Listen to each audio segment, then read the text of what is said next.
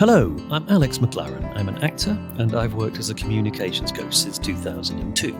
Now so much business is being conducted remotely, the ways in which we talk, present, build relationships and connect is changing. In this podcast, I want to explore all those issues and prove to you that no matter who you are, you can talk to anyone.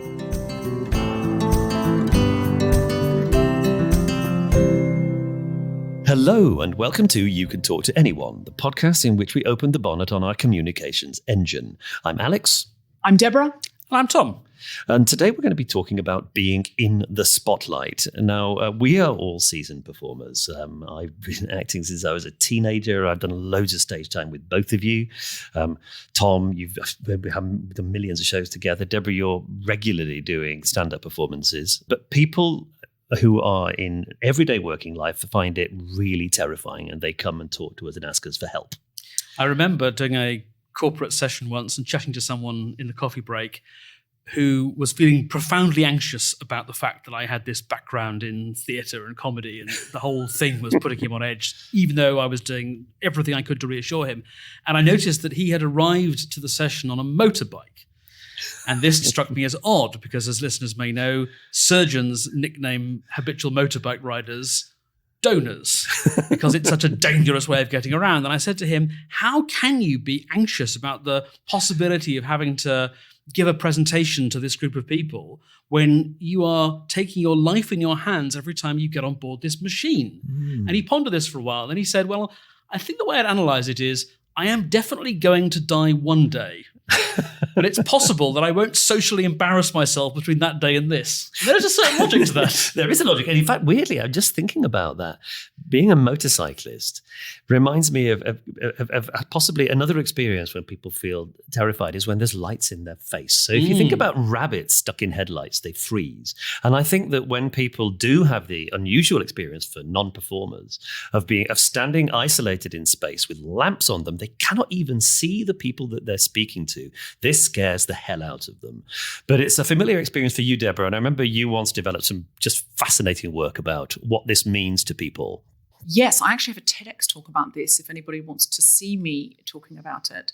But not till you finish listening to this podcast, because there'll be plenty of things we say here that I didn't get to say there. But my theory, I'm sure I'm not alone in this, is there's a reason that stage fright is an extremely common fear. There are surveys that say the number one fear is public speaking, the number two fear is death. And Jerry Seinfeld has a joke about this where he says that means that at a funeral, there are some people who'd rather be in the coffin than giving the eulogy. And that obviously isn't true, but it feels true to people. They feel like anything but this. And I think all commonly held phobias have their roots in life or death case situations. So the fear of heights, we can see. We've evolved to have a fear of heights because people who were not frightened of running along a cliff edge, well, they had fewer children and those children died of plummeting to their deaths. We know why most people have a visceral fear of snakes. That's because our ancestors on the savannah who thought snakes were cute and cuddly had fewer children and those children died of venomous snake bites. But it's not easy to see with public speaking. It's not like there was a lot of Toastmasters on the savannah, a lot of PowerPoint presentations. But I think I know why. I think it's because if I went on a safari to the savannah even today, and in the evening I wandered away from my safari party and came out into a big empty open clearing and looked up and saw there were 10, 20, 50 eyes on me, it would probably mean I was prey. Historically and even prehistorically, if you're the only one looking in this direction and everyone else is looking in your direction, you're probably going to be eaten. It's probably not a good sign. And that is why your adrenaline goes up. Because it goes up, yes, obviously you don't want to screw up the presentation. You could forget what you're going to say and the PowerPoint could crash. But that's actually not a life or death situation. The visceral response people get, the shakes, the closed throat, the sweats, even if you don't get any of that, you might get a butterfly sensation in your stomach. You get a kind of, oh, come on, get on. Even if you like it, come on, get on with it. Get on with it. Is this guy going to take all day letting me on? Everybody gets a visceral physical reaction well beyond what they should get given the situation, which is, I might bore them a bit. After the PowerPoint crashes, well, it's happened to them. They'll wait, go take a 5-minute break. We get a reaction. And I think that is life or death. So I think there are things we can do that will override the neural patterning which tells you are in danger when you are in fact not. It is just it's a fake message going to the brain because people are great at surviving. So we've got to be excellent at detecting danger. And I think one of the things that happens is that there is a will from the audience that you will be in charge of them and you will look after them. And that can happen even in quite small audiences, but it definitely happens with big audiences. And you can see the way that the space is arranged. You know, the audience sits neatly in rows there in the darkness. You have all the space of the stage. You have the light. You have the microphone. It's all trying to raise your status. So someone who comes in and accepts that status, does the thing that Deborah's talking about, makes physical choices which say, I'm in control here. They are easy to watch and easy to listen to. Someone who leans into their own feelings, like they feel like prey, they feel scared, they feel anxious, is very difficult to watch and to listen to because what they're saying is, this isn't safe, but you're the one who's supposed to be making it safe. You see often presenters looking like a gazelle about to be eaten by a pride of lions, i.e. the audience. But honestly, I think that's because audiences do behave like predators. Because the two of you now, just sitting around here, are giving me little signals all the time. We're listening and we're with you. And it's just tiny nods of the head, and just engagement that you're constantly nodding a bit, which you don't even realize you're doing until I've pointed it out. And that is absolutely standard human behavior. But whose responsibility is it in an audience of 50 or 100 or 2,000 to give me a good time and to go, we're listening, we're here? Nobody's. That responsibility is entirely diluted. And what that means is audiences look like lions. You'll see lions sitting on the savannah and the lion will be dead still and the lion will see the gazelle and the gazelle will see the lion and the gazelle will go like small indecisive movements. And the lionesses hunt and they actually wait to see which is the twitchiest gazelle. That's true, they do, because that's the most indecisive gazelle and that's the easiest one to catch. It's true. Audiences don't know how intimidating they look to a performer. And if a performer is to explain to an audience, you all look so scary, you're staring at me blankly, audiences go, do we? No, not at all. They don't experience that intimidating behavior. They're simply part of a group of people waiting for you to talk to us and looking forward to it. In fact, the internal experience of being an audience is it's quite nice not to have the spotlight on us. There's no happier... We think we're invisible in an audience. It's true. And also I tell you what, there's no happier audience than that I work with than a group of people that habitually have to run rooms.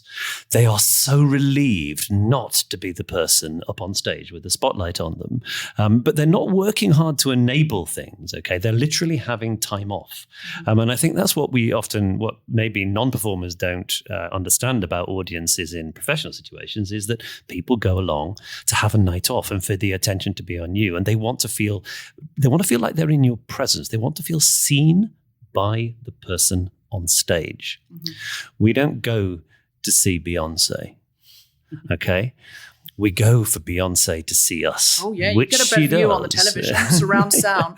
Exactly. But you want Beyonce to see you. You want to have been in the room with her. You want to be seen by them, and so how she makes you feel. This is true because she's looking at you. She's not a self-conscious performer. She's looking out to the audience, and yet it goes wrong for big stars. Okay, so don't imagine when you look at a major superstar that they find it as they feel this is easy. They often find it very difficult. I've just been recently reading about, the great stage actor of the 20th century, Laurence Olivier, who was afflicted by terrible stage fright because just like an ordinary civilian in giving a presentation at work situation, he was facing expectations. And in fact, he'd ramped up the expectations to the point that he was like, you could not see a greater stage actor doing Shakespeare than Laurence Olivier in his 50s and 60s. And it terrified him. And he carried on doing it. But he had to say to people, don't look at me on stage. There was no space for him to both look after the audience and look after the other actors. So it could be quite a lonely experience performing with him, but dazzling to see how he built that relationship with the people who had bought tickets. He was reaching out and seeing them. Can I suggest, Alex, Okay. there are times when an audience does not like being seen by a performer, and that can be some members of an audience at a stand-up comedy club. Oh God. Why exactly? Why do you not sit in the front row at a comedy Well, I club? don't go to comedy clubs for this reason, I think, because it's so combative. Well, here's the thing. Lots of people love going to stand-up comedy, but very few people want to sit in the front row. Because a comedian like Al Murray will pick on people in the audience. It's what comedians call crowd work. And he'll say, what do you do for a living? And if they say banker, they're a banker, or the whole audience goes, oh, great. He's going to take this person, especially if there's been something in the papers about bankers' bonuses. I know bankers who say, I'll never say I was a banker. I make up a job because I don't want to be publicly mocked. Now, some What are people... the safe jobs? Nurse? Comedy reviewer? Well, yeah, comedy review is good. That's very funny. That's funny. That's what I might say if I'm asked next. That's a great thing to say. Take that on board. Although, if I'm a critic. If everybody listening to this podcast does that, what will happen is comedians will find that every time they ask them what they do for a living, every single person in the audience will be a comedy reviewer. We've ruined comedy. We've ruined comedy. We've broken it. Some people love being picked on by Al Murray because the status raise of Al Murray talking to them Yes. is enough to mitigate the fact that he's going to mock them and lower their status. Groucho Marx said late in life when he was sort of old crotchety man, I can't insult anyone anymore. Because whenever he insulted someone, people would say, gee, what Groucho just said to It's me. marvellous, yeah. Yeah. So the insult was the status raise. Yeah. But in terms of lions and gazelles, what I would say is a very high status comedian who is taking people down a peg or two is a lion who makes their audience feel like gazelles. Beyonce and some good-natured comedians are doing something different. If I go to a Beyonce concert, she is a lion, but she is a lion who is in charge of her pride. So she makes me feel like a lion. That's why I want to go and see Beyonce. And I think it's a really interesting dichotomy. Ask yourself when you go out onto the stage, are you a lion that makes everyone feel like a gazelle and you're about to eat them? Are you a gazelle standing in front of the audience looking edible? Or are you a lion in charge of the pride who makes everybody else feel more warm and lion-like and like this is now a collective? So that's, I think, what I mean when I say people want to feel seen. In fact, many people do say to me, I absolutely hate audience participation in that I didn't actually buy a ticket to be scrutinized by the entire audience. But what I do want is to go and when somebody speaks, to feel, yes, this has something for me. Personally, I feel like that when they're looking in my direction, they're not putting me under pressure, but they're including me in that pride, as you're saying, in your metaphor. That I think is pretty universal. I think when I think about stand-up comics, I think we go to watch, I think those combative comics in a successful club. We go to fight somebody and enjoy losing to them. But I don't think that's the case with all speaking to a group situations. But I do think we want to feel that whatever they're doing to us, they're in control of it, and they're including us and making us feel like we belong. But there's a paradox here, which is people will come to us and ask for help with a presentation they have to give, or with a dynamic like running a meeting or job interview or something like that. And I always find, as the coach, it's the presentation which is the easier thing to work on. Because when you're presenting, by and large, you're sort of broadcasting. So what that means is if we get the story that you're telling right, and we find a manner that works for you and that fits this material, and you practice it here in the workshop, if you are able, and that's quite a big if you are able to successfully replicate that in front of the audience, it will still work. But you have to sort of war game interactions. You have to think of lots of different possibilities, because exactly how I should behave in this situation to get the right effect, to come across the way I hope to make you feel okay, is absolutely dependent on what you say next. So it's a much harder problem to solve, but it's something which feels so much more familiar, so much more natural, so much more comfortable for most people. The very fact that there is a spotlight on you, or there are more than 2 or 3 pairs of eyes looking in your direction, just seems to change everything for people. I think that relationship with a lot of people looking at me is something actually that we've seen in Zoom calls in the last 18 months as well, in that you're looking at a field, sometimes of many tiny little faces, like a stamp collection, all staring at you rather than sideways on. And all on mute, which is a nightmare for a comedian. It's a huge headache. Literally my worst nightmare. Not only on mute in some people's cases, sometimes for good reasons, sometimes you never know what the reasons are. People have switched their cameras off. And I have a client at the moment who said to me that they're working on pitches, and one of the problems they have is that when they start the pitch, the person that they're pitching to will say everybody's now going to turn their cameras off. And they're doing it because they don't want to give anything away. But it means you're now totally in a vacuum. It's so off-putting. Yeah, it's incredibly difficult. I mean, I found one of our clients, I don't know if you remember this, Tom, booked us at the beginning of the pandemic. One of the things they said to us in the remote work we were doing is, see if you can teach all of our people to turn their cameras on during their MS Teams calls. And that wasn't obviously the only reason we were doing it, but there was clearly a culture of anxiety about sharing your domestic space and your domestic self, particularly at the beginning of the pandemic, although I'm happy to say that they seem to have calmed down about that now, like everybody. But yes, having at least people's faces can give you some kind of relationship with their reaction to what you're saying. I remember we were doing an exercise. It was an improv exercise about working with audiences, about making sure you're an equal opportunities eye contactor. Now, this linked to something I'd been doing with a Shakespeare company, which is when you're doing a soliloquy, if you're standing down at the front of the stage, you'll notice that what Judi Dench does is the first people she looks at are right at the back. Sarah Millican too. She always includes she starts with them, and she doesn't give them more than their fair share, but she starts there. And then she gives some attention over here onto the right. And then once she's got a reaction from, or at least been there long enough for them to absorb the fact that they've been the center of attention with Portia or Cleopatra or whoever she's playing, then she looks right down to the front row. And when they feel that they've kind of taken in some of the warmth of what she has to offer them, then she goes back over and to the far side of the gods. And so you're a tennis player on one side of the net, and you're playing a match in which you keep a rally of contact going with 1,000 people sitting in a West End theatre. Obviously, no individual will necessarily feel that you spent time with them, but they will know that your attention has been shared out and the game has been played. And so they feel that they've made a kind of contribution, because even though they've not said anything, they don't need to heckle the comedian in order to be part of a conversation with the person who is speaking. I always divide the audience into 3.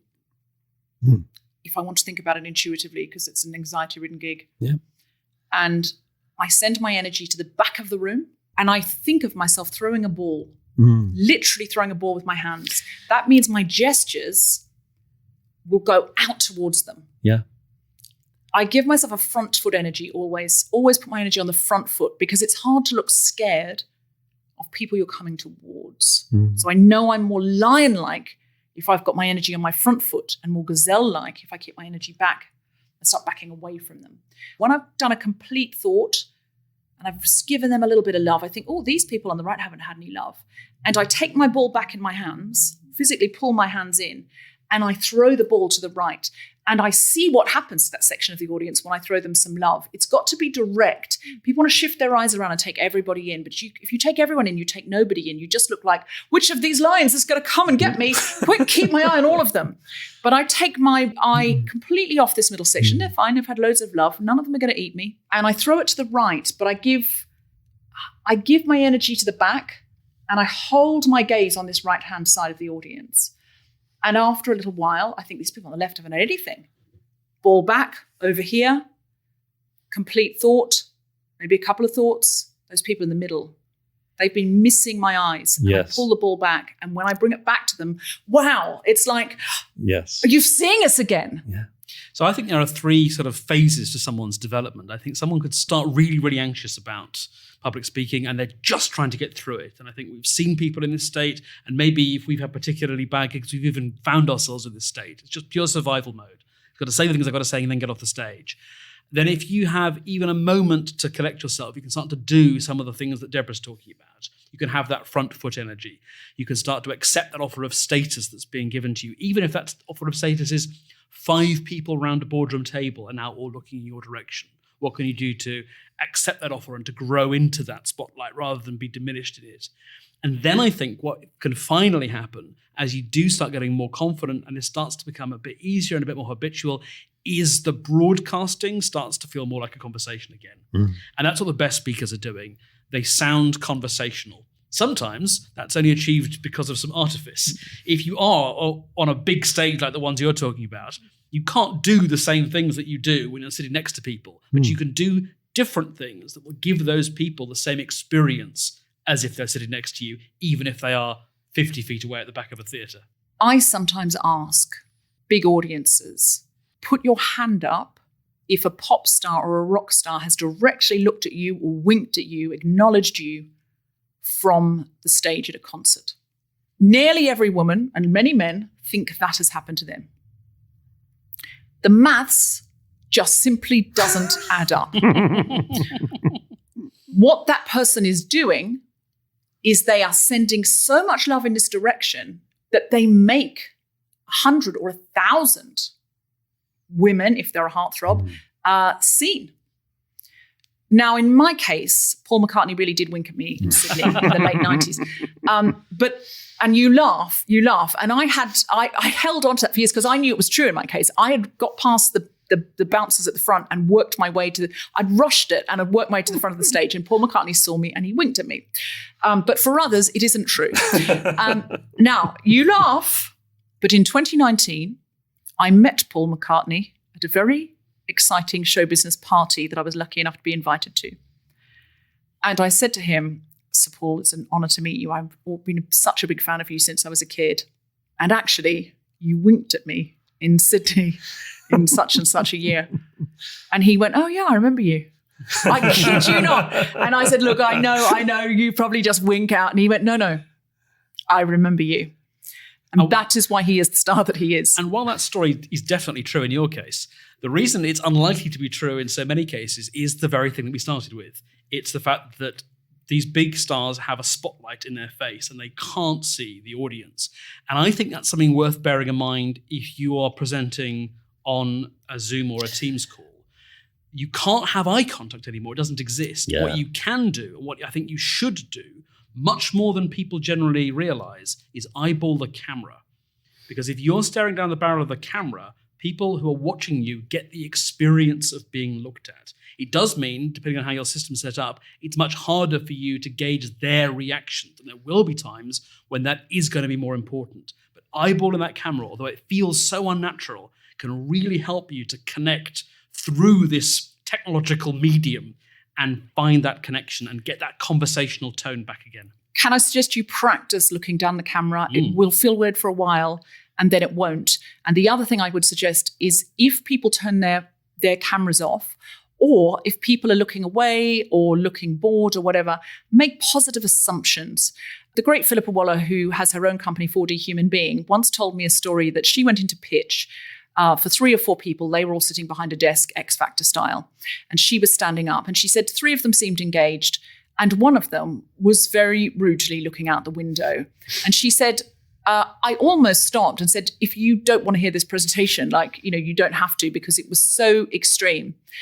And but I didn't. I just pushed on and thought, it's fine. Maybe the others are enjoying it. I finished it, and she left the room and walked down the corridor thinking, I'm not sure that went well. And the woman who'd been looking out the window ran after her and said, I just wanted to say That was a fantastic presentation. It was so clear. I have problems hearing. I can only hear out of one ear. So I have to look away from people when they're presenting. And every word was clear. And the shape of it was wonderful. And I just thought it was fantastic. Make positive assumptions. Even if they've got their cameras off, imagine them loving it. Yeah. Even if they're looking away, imagine that they're really engaged by it. Something else is there on the table that they're maybe then making notes. Maybe if they're on their phone, they're writing an email about how brilliant you are. Make the assumption that they're making good choices for them and for you, rather than making choices deliberately to screw you up. It feels like you're under scrutiny, but actually they simply want to be part of the conversation with you in one way or another. Yeah, so your homework this week is to go away, and this may sound like a bold call, but I'm going to because Deborah's metaphor about using a ball is something that theatre companies do actually as an exercise. Okay, so take a sponge ball and book 3 of your colleagues and sit them in the space in various as if they were members of an audience, and actually talk to them and throw the ball back and forth and make sure that each of them is involved in the rally, because rallies are more exciting games to watch than tennis matches where people are simply acing serves again and again and again. You need to keep your focus on the person you've thrown the ball to until they throw it back to you. Until they give it back. Yeah. Because what you want to do is go, oh, there you've got the ball, now shift my eyes around, because it's uncomfortable to send your energy in this direction. This is the main thing I see when I'm coaching speakers, or even if I just watch speakers who were speaking before or after me sometimes.